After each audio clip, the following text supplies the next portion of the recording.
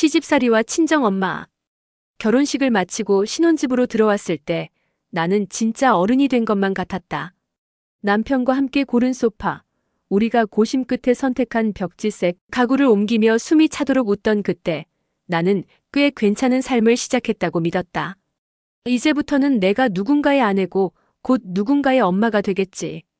이 말은 설렘처럼 느껴졌지만 한편으로는 알 수 없는 책임감의 무게가 있었다. 하지만 그 무게는 무섭지 않았다. 어쩌면 나는 잘할 수 있다는 근거 없는 자신감 때문이었는지도 모른다. 잘해야 한다. 그 말이 나를 조용히 옥죄기 시작했다. 결혼 초 나는 사소한 것에도 완벽하려고 애썼다. 남편이 퇴근하기 전에 미리 저녁상을 차려놓고 수건은 호텔처럼 가지런히 접어 욕실에 정리했다. 여보, 그냥 대충 해도 돼. 너무 무리하지 마. 남편은 그렇게 말했지만 이상하게도 그 말은 지금보다 더 잘해야 한다는 압박으로 들렸다. 나는 내 스스로를 다그치며 더 완벽하게 하려 했다. 그러다 보니 자연스럽게 도움받지 않는 법을 배웠다. 어른이 된다는 건 혼자가 되는 일인 줄 알았다. 엄마에게 전화를 하려다 손가락이 멈춘 적이 여러 번 있었다. 이제는 나도 가정을 꾸린 사람이니까 사소한 걸로 엄마에게 기대면 안 된다. 스스로 그렇게 선을 그어버렸다. 엄마, 나 잘 살고 있어. 그 말 한마디를 의무처럼 남겼다. 정말 잘 살고 있어서가 아니라 나도 이제 괜찮은 어른이에요 라고 증명하고 싶어서. 하지만 이상했다. 어른이 된 것 같다고 느끼던 그 시기가 지나자 나는 점점 나는 왜 이렇게 힘들까라는 질문만 늘어갔다. 주변에서는 말한다. 결혼하면 다 그래, 애 키우면 다 그래, 참다 보면 괜찮아져. 그래서 정말 괜찮아질 줄 알았다. 그런데 시간이 지나도 괜찮아지지 않았다. 오히려 괜찮은 척하는 능력만 늘어갔다. 그때는 알지 못했다. 어른이 된다는 건 모든 걸 혼자 감당하는 게 아니라 도움이 필요할 때 나 좀 도와달라고 말할 줄 아는 용기를 갖는 일이라는 걸. 밤은 유난히 길었습니다. 거실 조명 하나만 켜둔 채 소파에 웅크리고 앉아있던 저는 아무 말 없이 텅 빈 벽을 바라보고 있었습니다. 아이를 재우고 나온 지 한참이 지났는데도 마음은 전혀 가라앉을 기미가 없었죠. 며느리라는 이름으로 시작된 이 집안살이는 생각보다 훨씬 복잡했고 저는 그 복잡함을 감당할 만한 사람이 아니었습니다. 내가 좀 더 참아. 시가라는 데는 원래 그런 거야. 며칠 전 친정 엄마가 그랬습니다. 전화를 붙들고 잠시 넋두리를 했을 뿐인데 엄마는 다 이해한다는 듯 조용히 받아주었습니다. 그러고는 끝내 이런 말을 하셨죠. 너도 애 키우는 엄마잖아. 내가 무너지면 아이도 같이 무너져. 그 말을 들었을 때 이상하게도 가슴이 저릿하게 아려왔습니다.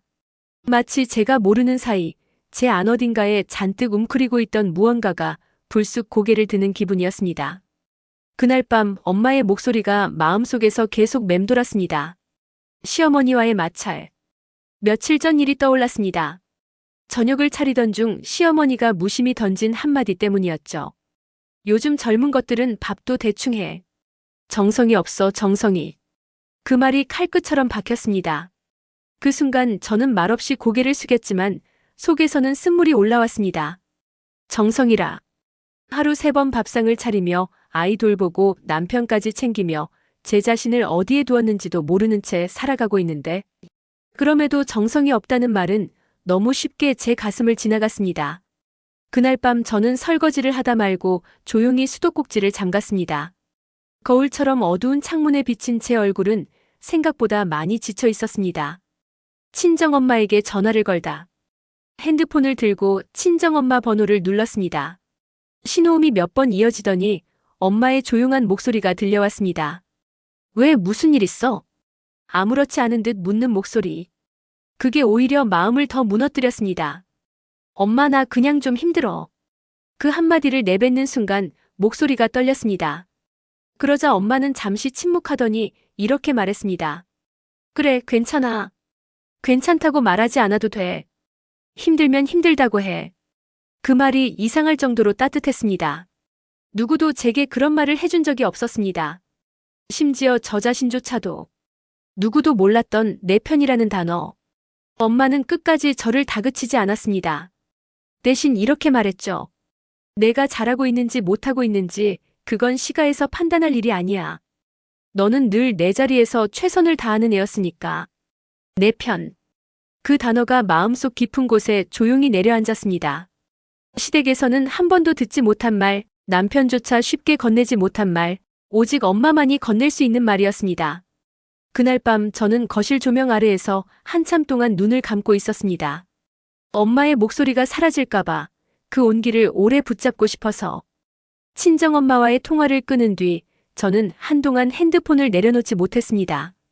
따뜻해진 마음 한켠이 아직도 조심스레 떨리고 있었죠. 그 따스함이 사라질까봐 한참 동안 거실 바닥에 가만히 앉아 있었습니다. 나는 왜 이렇게 약해져 버린 걸까? 예전에 저는 그렇지 않았습니다. 회사에서 업무가 몰려도 누군가의 말에 억울한 상황을 겪어도 스스로를 쉽게 무너뜨리지 않았습니다. 괜찮아, 이 정도쯤이야. 스스로를 달래며 앞으로 걸어나가던 때가 분명히 있었는데, 결혼 이후 그리고 아이를 낳고 나서 저는 매일 조금씩 그러나 확실히 나라는 사람을 잃어가고 있었습니다. 며느리라는 이름으로 지워진 나. 결혼 전 제 이름은 분명했습니다. 회사에서는 사람들 사이를 분주히 오가며 어떤 프로젝트를 맡아도 곧잘 해내는 사람. 친구들은 저를 믿음직스럽다고 말했고 엄마는 늘 우리 딸은 스스로 잘 일어날 줄 아는 아이라고 했죠. 그런데 시가에 들어온 후 제 이름은 사라졌습니다. 얘 며느라기.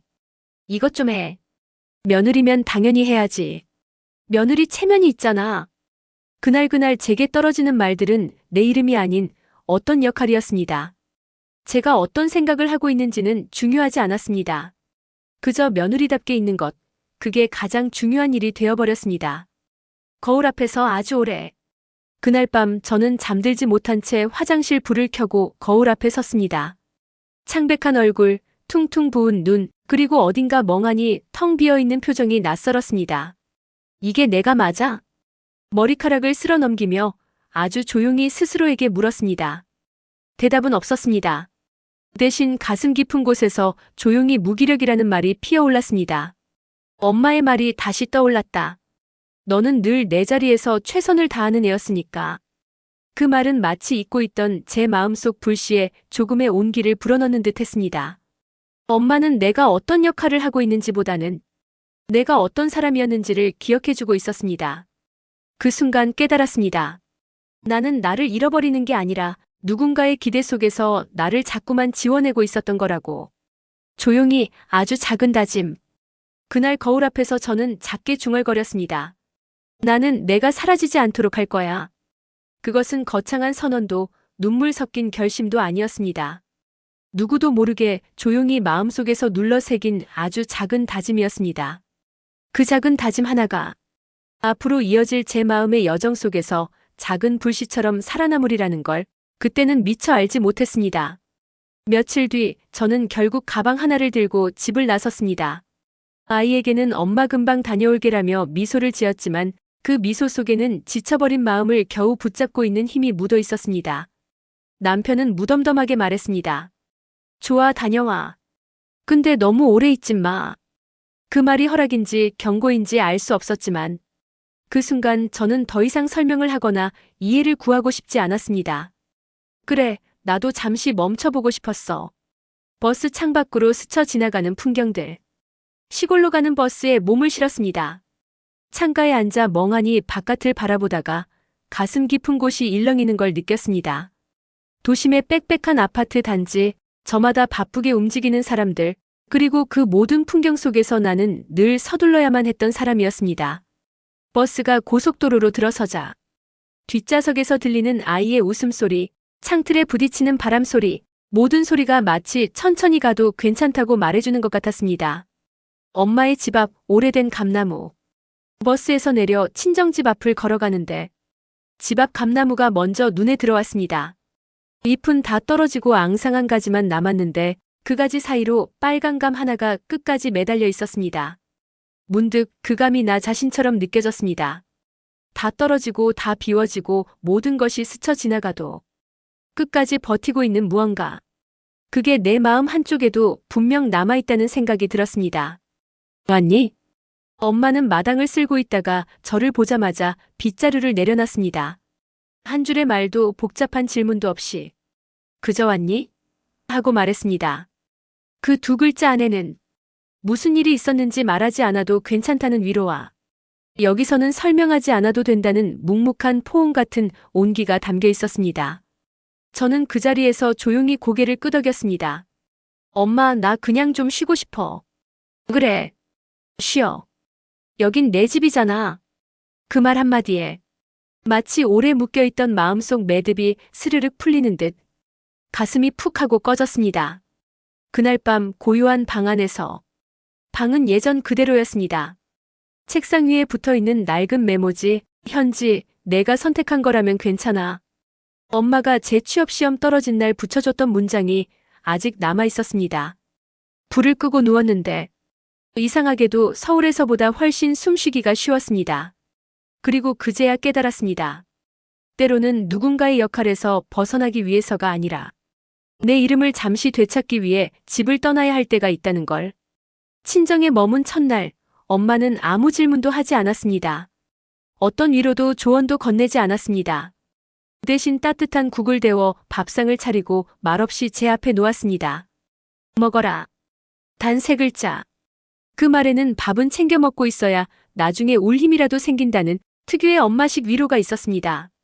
밥을 입안에 넣는 순간 뜨거운 국물이 목을 타고 내려가며 텅 빈 속을 천천히 적셔줬습니다. 서울에서 혼자 밥을 먹을 때는 늘 시간에 쫓기듯 혹은 입맛 없이 건조하게 넘겼던 밥인데 이날은 유난히 밥맛이, 온기가 살아있는 느낌이 났습니다. 엄마는 내 안의 무너짐을 굳이 들추지 않았다. 저는 밥을 먹다 말고 조심스럽게 물었습니다. 엄마, 나 너무 못나 보이지 않아? 엄마는 숟가락을 내려놓더니 잠시 저를 바라보다가 조용히 웃었습니다. 사람이 무너질 때는 이유가 많은 게 아니다. 그저 견디던 힘이 어느 날 조용히 바닥나서 그런 거지. 그 말이 마음 깊숙이 내려앉았습니다. 엄마는 제가 약해서 무너졌다고 말하지 않았습니다. 대신 누구든 바닥날 수 있음을 인정해 주었습니다. 그 인정이 어떤 충고보다 강하게 제 마음을 두드렸습니다. 저녁이 깊어갈수록 마음에는 조금씩 온기가 돌았다. 저녁이 되자 엄마는 마당에 나무를 장작처럼 쌓고 작은 난로에 불을 피웠습니다. 나무 타는 냄새가 공기 중에 은은하게 퍼졌고 그 냄새는 이상하게도 제 마음의 긴장을 천천히 풀어주고 있었습니다. 엄마, 왜 말 안 물어봐? 제가 조심스레 묻자 엄마는 난로 불꽃을 바라본 채 말했습니다. 내가 말하고 싶을 때 내 입이 먼저 열릴 거다. 그때 들어줘도 늦지 않지. 그 순간 알았습니다. 엄마는 내가 딸로 돌아올 시간을 기다려주고 있었던 거라고. 도시에서는 듣지 못한 소리. 밤이 깊어지자 방 안 창문 너머로 바람이 지나가는 소리, 마당에 개 짖는 소리, 그리고 어디선가 들리는 먼 기차 소리가 스며들었습니다. 도시에서는 들리지 않던 소리들. 하지만 이 고요한 소리들이 마치 오래된 자장가처럼 지친 제 마음을 감싸 안아 주었습니다. 그제야 나는 진짜 쉬고 있구나 하는 실감이 들었습니다. 그리고 아주 작은 변화가 시작되었다. 그날 밤 저는 처음으로 휴대폰을 멀찍이 두고 잠이 들었습니다. 누구의 연락을 기다리지도 SNS에 감정을 흘려보내지도 않고 그저 내가 여기 있다는 존재만으로 숨을 쉬며 눈을 감았습니다. 아무것도 달라진 건 없는 것 같았지만 이상하게도 마음 어딘가에서 아주 작은 변화가 시작된 느낌이 들었습니다. 조금만 쉬면 나 다시 걸을 수 있을지도 모르겠다는 희미하지만 생명의 기척 같은 생각이 처음으로 고개를 들었습니다. 다음 날 아침 저는 자연스레 부엌으로 향했습니다. 어젯밤 엄마가 차려준 밥상의 온기가 아직도 손끝에 남아있었고 부엌 안에 퍼진 밥 짓는 냄새와 국물 냄새는 마치 저를 깨우려는 듯 했습니다. 엄마는 조용히 냄비 뚜껑을 들고 국을 저으며 저를 바라봤습니다. 말없이 차려진 식탁 위에는 그동안 제 마음속에서 잊고 있던 돌봄의 안정감이 담겨 있었습니다. 먹어라. 천천히. 엄마의 목소리는 여전히 단순했습니다. 하지만 그 단순함이 얼마나 큰 위로인지 저는 이제야 알 것 같았습니다. 손끝에서 느낀 평화. 젓가락을 들고 밥을 집어 입에 넣는데 밥알 하나하나가 묘하게 살아있는 듯한 느낌이 들었습니다. 뜨거운 국물 한 숟가락을 삼키며 저는 오랫동안 잊고 있던 나 자신을 위해 숨쉬는 감각을 되찾았습니다. 도시에서는 바쁘게 살아가느라 스스로를 위로할 겨를도 없었고 항상 남을 챙기고 맞추는데 급급했습니다. 그런 저를 엄마는 아무 말 없이 받아주고 있었습니다. 엄마의 한마디가 만들어낸 변화. 밥을 다 먹고 난 후 엄마는 식탁에 앉아 조용히 말했습니다. 딸, 너 힘들었구나. 그 한마디에 가슴속에 눌러두었던 울음이 한꺼번에 터져 나왔습니다. 말로 설명할 수 없는 감정, 억눌린 채 쌓아둔 피곤과 서러움, 그리고 스스로를 다그치며 감추었던 연약함이 모두 눈물과 함께 흘러내렸습니다. 말없이도 통하는 구원. 엄마는 울고 있는 저를 그냥 두었습니다. 말없이 등을 토닥여주고 그 손길만으로 너 혼자가 아니야라는 메시지를 전달했습니다. 저는 그때 깨달았습니다. 구원이라는 것은 거창한 말이나 행동에서 오는 것이 아니라 말없이 단순히 존재로서 건네주는 온기에서 오는 것임을. 나 자신으로 돌아가는 순간 눈물이 멈추고 가슴속 한켠이 조금 가벼워졌습니다. 나는 이제 다시 내 이름으로 숨을 쉬고 있음을 느꼈습니다. 며느리, 엄마, 아내라는 이름 속에서 잠시 잊고 있었던 현지라는 나 자신이 조금씩 돌아오는 순간이었습니다. 그날 이후 저는 알았습니다. 힘들 때 도망가는 것이 아니라 잠시 숨을 고를 수 있는 곳이 있다는 것만으로도 충분히 회복할 수 있다는 것을. 그리고 그곳은 언제나 엄마가 있는 친정집이라는 것을. 며칠간 친정에 머물면서 저는 천천히 숨을 고를 수 있었습니다. 엄마는 여전히 묻지 않았습니다. 시댁에서 겪은 일, 남편과의 갈등, 나의 울분. 그 어떤 설명도 필요하지 않았습니다. 그저 존재하는 것만으로 충분한 공간. 그 안에서 저는 나 자신으로 돌아갈 수 있었습니다. 사소하지만 강력한 회복. 엄마와 함께 장을 보고 국을 끓이고 작은 수선거리를 고치면서 저는 깨달았습니다. 회복이라는 것은 거창한 변화가 아니라 사소한 일상 속에서 조금씩 숨을 돌리는 것에서 시작된다는 걸. 밥 한 끼, 따뜻한 차 한 잔, 아무 말 없이 등을 두드려주는 손길. 그 모든 것이 제게는 살아갈 힘을 주는 작은 기적이었습니다. 도시로 돌아가기 전 창가에 서서, 서울로 돌아가기 전 창가에 서서 하늘을 바라보았습니다. 도시의 회색 건물과 바쁘게 오가는 사람들을 보고 이제는 조금 다른 마음으로 숨을 쉴 수 있겠다는 생각이 들었습니다. 괜찮다, 나는 다시 설 수 있다. 그 마음은 더 이상 불안과 초조에 눌리지 않았습니다. 왜냐하면 제 마음 속에는 이미 숨구멍 하나가 만들어져 있었기 때문입니다. 엄마라는 구원자의 존재. 돌아보면 시댁에서의 힘든 시간들은 여전히 존재합니다. 하지만 이제 저는 알았습니다. 세상은 여전히 바쁘고 이해받지 못할 일도 많지만 내가 무너질 때 잠시 숨을 돌릴 수 있는 곳이 있다는 것만으로도 충분히 강해질 수 있다는 것을. 그리고 그 숨구멍은 언제나 제 곁에서 조용히 기다려주는 엄마의 존재라는 것을. 서울로 돌아오는 길, 저는 더 이상 무겁게 걷지 않았습니다.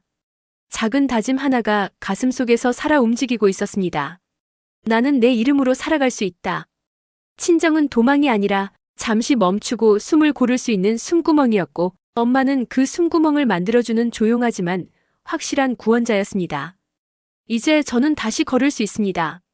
힘들고 지칠 때마다 마음속 그 숨구멍을 떠올리며 천천히 그러나 단단하게 나아갈 수 있습니다.